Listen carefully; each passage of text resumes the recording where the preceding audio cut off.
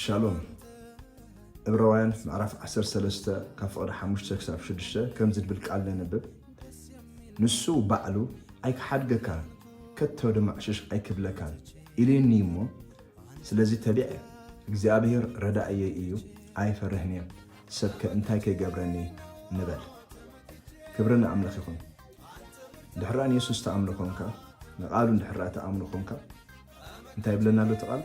ኢየሱስ ባዕሉ ኣይክሓድገካኒ ዘለዓለም ድማ ከቶ ዕሽሽ ኣይክብለካኒ ይብለና ኣሎ ፍላይ ኣብቲ ናይ እንግሊሽ ኣብቲ ኣምፕሊፋይድ ባይብል ድሕራዩና ድማ ሰለስተ ግዜ I will never leave you and I will never forsake you ይብለና በኣር ሎሚ በዛ ቃል ዝምፅናዕ ይኹነልና ንሱ ባዕሉ እንታይ ገብረካኒ ኣይክሓድገካኒ ከቶ ድማ ዕሽሽ ኣይክብለካኒ ሎሚ ግና ኣብ ቃሉ ተወከል